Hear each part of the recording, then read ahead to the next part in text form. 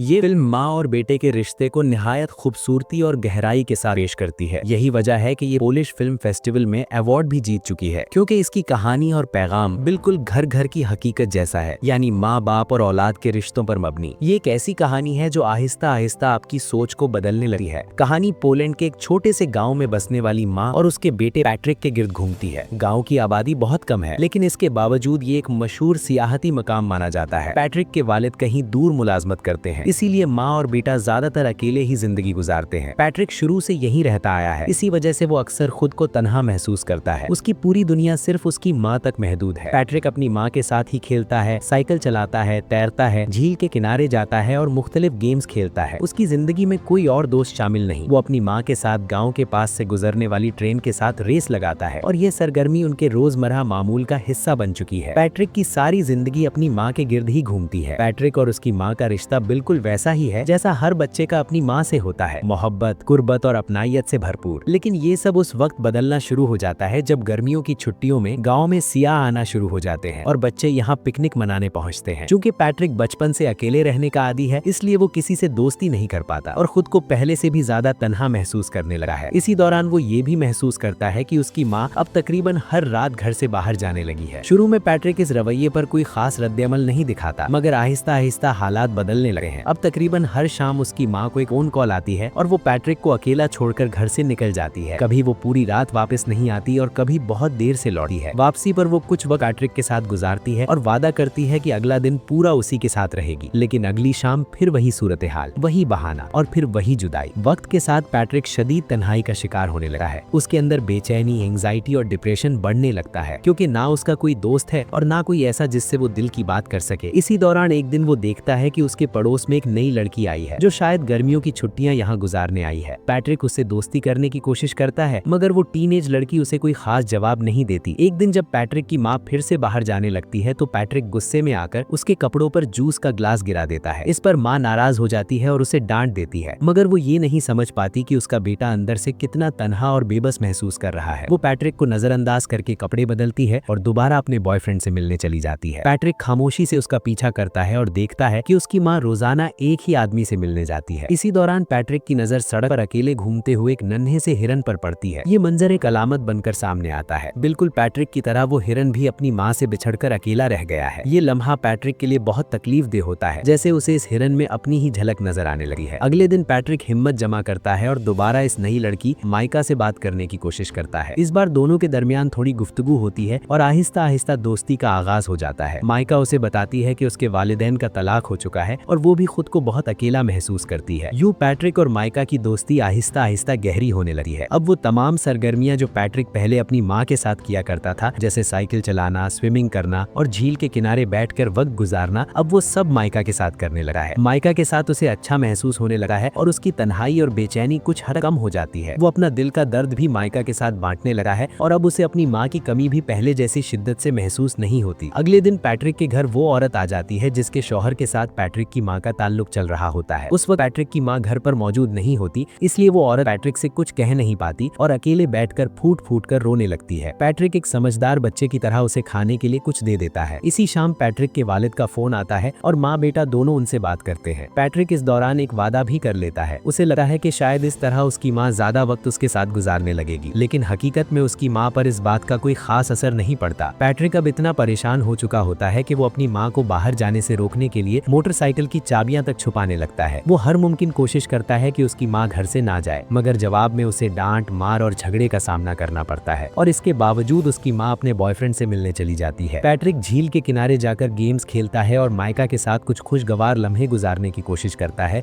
लेकिन ये खुशी ज्यादा देर कायम नहीं रहती। जल्द ही माइका को वहाँ एक उम्र में काफी बड़ा लड़का तंग करने लगता है। माइका उस लड़के से बहुत डरती दिखाई देती है। पैट्रिक इतना छोटा होता है कि वो उस लड़के या उसके गैंग से माइका को बचा नहीं पाता, मगर अंदर से वो शदीद दुख और बेबसी महसूस करता है। वो लड़का माइका पर दबाव डालने लगता है कि वो पैट्रिक से ना मिले और सिर्फ उसी के साथ रहे। इसी दौरान एक दिन पैट्रिक फिर से अपनी माँ का पीछा करता है। तब पैट्रिक देखता है कि माइका और वो उम्र में बड़ा लड़का एक साथ काफी वक्त गुजार चुके हैं। ये मंजर देखकर उसे महसूस होता है कि उसकी जिंदगी एक बार फिर तन्हाई की तरफ लौटने वाली है। वो बहुत उदास हो जाता है। घर आकर जब उसकी माँ वापस आती है तो पैट्रिक उससे वक्त मांगता है, मगर वो थकान की वजह से सो जाती है। माँ के घर होने के बावजूद पैट्रिक के लिए कुछ भी नहीं बदलता। अगली सुबह पैट्रिक की माइका माइका से मुलाकात होती है। वो उससे पूछता है कि क्या उस लड़के ने उसके साथ जबरदस्ती की थी। ये सवाल सुनते ही माइका घबरा जाती है और बिना कुछ कहे अपने घर की तरफ भाग जाती है। पैट्रिक उसके पीछे जाता है और जानने की कोशिश करता है कि आखिर क्या हुआ है, मगर माइका कुछ बोले बिना रोने लगती है। इस लम्हे पैट्रिक को यकीन हो जाता है कि उसके साथ कुछ गलत हुआ है। गुस्से और बेबसी में पैट्रिक दौड़कर उस लड़के के ग्रुप के पास जाता है और उस पर हमला कर देता है,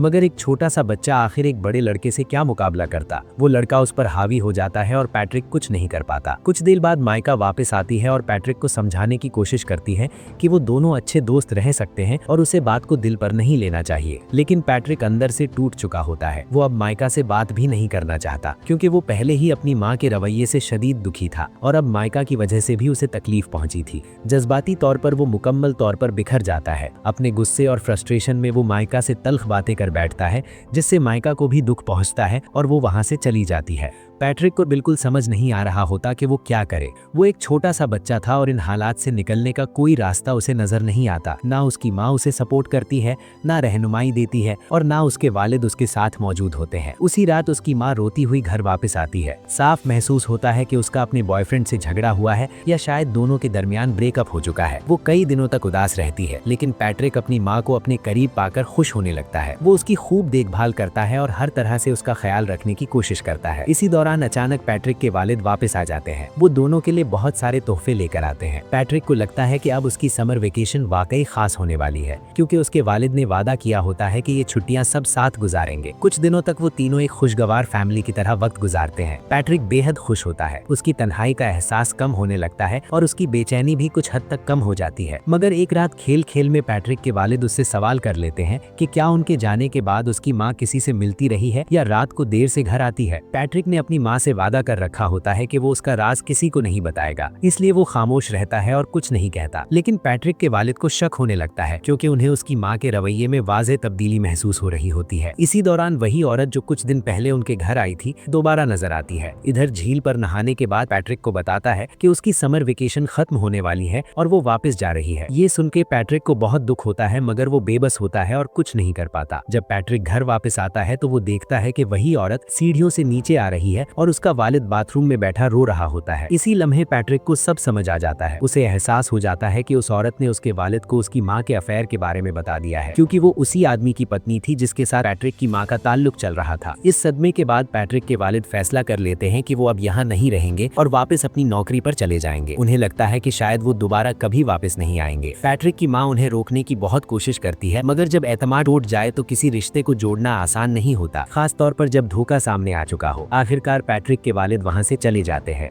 समर वेकेशन खत्म हो जाती है और पैट्रिक को दोबारा स्कूल जाना पड़ता है। उसकी माँ उसे तैयार करके स्कूल छोड़ने जा रही होती है, मगर दोनों के दरमियान कोई बातचीत नहीं होती। पैट्रिक अपने दिल में शदीद गुस्सा महसूस कर रहा होता है, क्योंकि उसी की माँ की वजह से उसके वालिद घर छोड़कर चले गए थे। माँ के स्वार्थी रवैये ने पैट्रिक को अंदर से तोड़ दिया होता है। न वो किसी से घुल मिल पाता है, न उसके दिल के दरवाजे किसी के लिए खुलते हैं और न ही उसे वो माँ का प्यार मिल पाता है जिसकी उसे सबसे ज्यादा जरूरत होती है।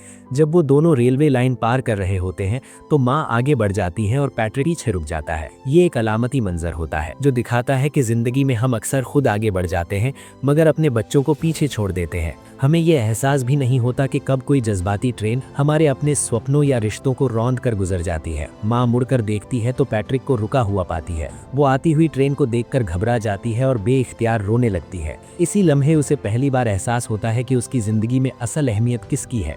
वो शख्स नहीं जिससे वो रोज मिलने जाती थी, बल्कि वो शौहर और बेटा है जो हर हाल में उसके साथ खड़े रहे। ये लम्हा उसकी आंखें खोल देता है। उसे समझ आ जाता है कि अब शायद अपनी जिंदगी का रास्ता बदलने का वक्त आ चुका है और यहीं आकर ये फिल्म इख्तिताम पजीर होती है। दोस्तों, इस फिल्म का पैगाम बहुत सादा मगर गहरा है। हम बच्चे तो पैदा कर लेते हैं, मगर अपनी जिम्मेदारियों से मुसलसल भागते रहते हैं। बच्चों को किसी और चीज से ज्यादा सिर्फ माँ बाप का वक्त और मोहब्बत चाहिए होती है। जहाँ भी हम थोड़ी देर के लिए भी जिम्मेदारी से मुंह मोड़ते हैं, वहाँ हम अपनी औलाद और अपनी फैमिली को खोने लगते हैं। आपको ये कहानी कैसी लगी?